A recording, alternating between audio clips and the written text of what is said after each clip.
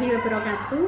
Bapak Ibu, pada siang hari ini saya, Petrika Anggraini, akan melakukan kegiatan pra-observasi untuk kegiatan supervisi akademik untuk kegiatan aksi nyata modul 2.3 yang akan ditemani oleh rekan sejawat saya, yaitu Ibu Lina. Assalamualaikum Bu Lina.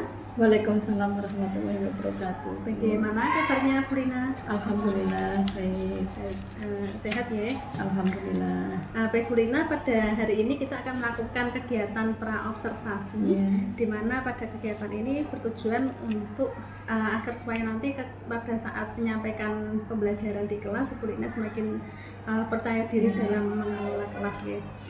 Namun pada hal itu ada beberapa pertanyaan Bu yang akan saya ajukan. Yang pertama terkait dengan tujuan pembelajaran, kira-kira nanti tujuan pembelajarannya apa saja Bu? Untuk tujuan pembelajaran kali ini saya akan mengambil mata pelajaran produktif perpajakan, yaitu untuk menghitung penentuan besarnya pajak penghasilan final untuk peredaran tertentu. Ya, berarti terkait dengan mapel pajak. Ya. Jadi terkait dengan mapel pajak nanti kira-kira untuk area pengembangan Ibu ya, area pengembangannya kira-kira yang akan dikembangkan apa? Bagian keterampilannya Bu. Bagian keterampilan. Jadi nanti siswa itu bisa praktek langsung ya, terkait dengan mungkin menganalisis pajak hitungannya sesuai dengan tarif yang berlaku untuk saat ini. Berarti sesuai dengan tarif yang berlaku saat ini kita harus selalu update terkait dengan pajak ya. Kemudian kalau sudah di kelas nanti kira-kira menggunakan model pembelajaran apa itu? PBL Bu. PBL ya, berarti problem based learning ya, berbasis masalah. Kemudian modelnya menggunakan PBL. Kemudian untuk strategi pembelajarannya menggunakan apa Bu? Untuk strategi pembelajarannya saya pakai diferensiasi. Jadi untuk pembelajarannya menggunakan diferensiasi, mungkin pada saat kesiapan belajar siswa menggunakan diferensiasi konten ya, ada beberapa media yang akan disajikan ke anak-anak. Kemudian nanti untuk kegiatan proses pembelajarannya menggunakan diferensiasi proses, jadi ya membedakan anak-anak berdasarkan kelompok ya. Kemudian selanjutnya Ibu, terkait dengan penilaiannya bagaimana Ibu? Untuk penilaian saya ambil dari adanya tes tulis sama observasi. Jadi ada dua ya? Ada dua, yaitu terkait dengan observasi dan tes tulis pada saat proses pembelajaran. Kemudian kira-kira nanti di kelas berapa? Untuk nanti saya ambil di kelas 11 AKL 1 hari Senin, jamnya jam kedua sampai jam keempat. Berarti di kelas akuntansi 1 ya? Oke, baik Bu Ibu, itu tadi pra-observasi kita. Semoga nanti pada kegiatan observasi bisa berjalan dengan lancar, diberikan kemudahan. Amin, amin. Dan saya akhiri Bu. Wassalamualaikum warahmatullahi wabarakatuh. Waalaikumsalam warahmatullahi wabarakatuh.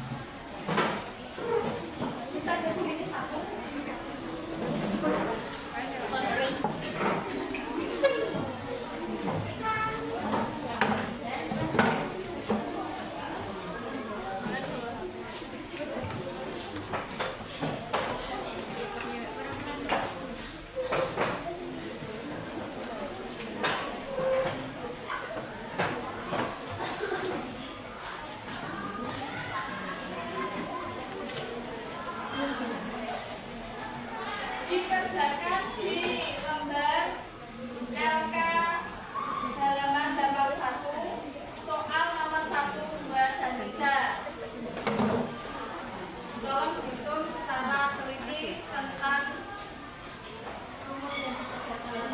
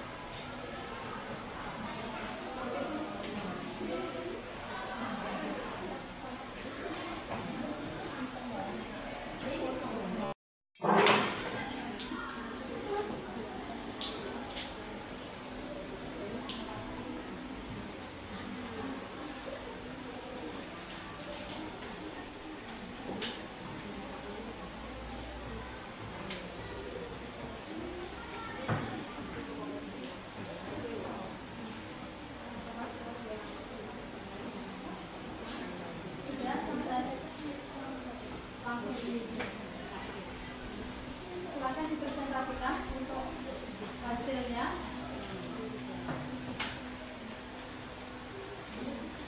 Baik, untuk semuanya bisa langsung fokus pada aktivitas mandiri 6.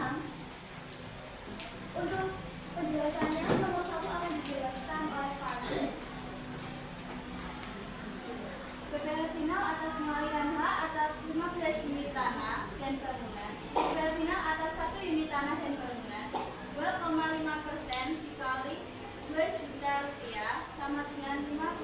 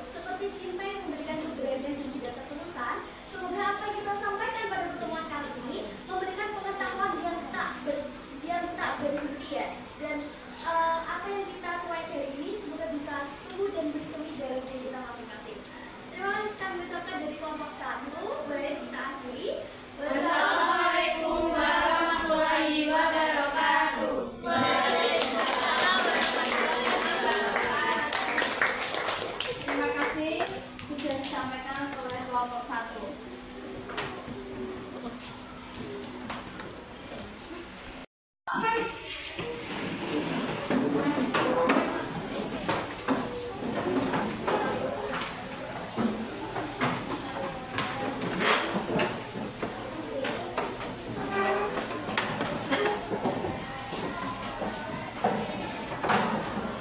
Jadi dalam perpajakan ini bisa kita simpulkan setiap tahun sesuai dengan perkembangan zaman.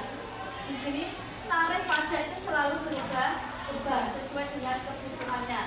Kebetulan di sini untuk tarif pengalihan hak atas bangunan dan tanah sesuai PP nomor berapa tadi? 34 nomor 34 tahun 2016. Untuk peralihan tanah dan bangunan itu tarifnya yang berlaku saat ini mulai tahun 2016 itu 20 berapa? 2,5%. Dan untuk rumah susun tarifnya 1%. Jadi perlu diingatkan. Jadi nanti kalau ada perubahan lagi juga tarifnya juga mengikuti. Kita harus selalu update tentang tahun tarif yang berlaku nantinya. Jadi ulang lagi di sini tarif untuk tarif PPh final atas pengalihan hak atas tanah dan bangunan itu 2,5%. Jadi kita nanti menghitungnya itu dihitung secara keseluruhan dulu ketemunya, baru dikalikan dengan unit yang kita bangun. Untuk rumah susun itu tarifnya 1%. Untuk menghitung total PPh, perusahaan properti itu harus menjumlahkan dari peralihan tanah dan bangunan dan rumah susun. Itu nanti ketemu total PPh final yang harus dibayar oleh pihak properti. Demikian untuk penjelasan PPh final atas tanah dan bangunan. Untuk materi berikutnya kita pelajari tentang besok untuk minggu depan kita akan mempelajari tentang penghasilan dari usaha jasa konstruksi. Ya. Demikian bismillahirrahmanirrahim. Wassalamualaikum warahmatullahi wabarakatuh. Waalaikumsalam warahmatullahi wabarakatuh. Assalamualaikum warahmatullahi wabarakatuh. Bapak Ibu, hari ini kita akan melaksanakan kegiatan pasca observasi yang akan kita laksanakan bersama rekan sejawat saya yaitu Ibu Lina Setiawati.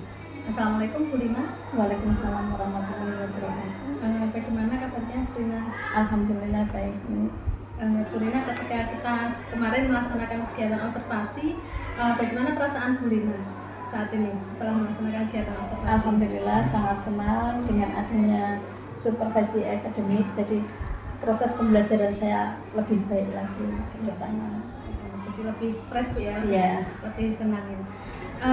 Setelah melaksanakan kegiatan pembelajaran kemarin, kira-kira di pembelajaran kemarin itu kita masuk di angka berapa Bu pada waktu 8 Ibu. di kelas? Di 8 ya? Iya.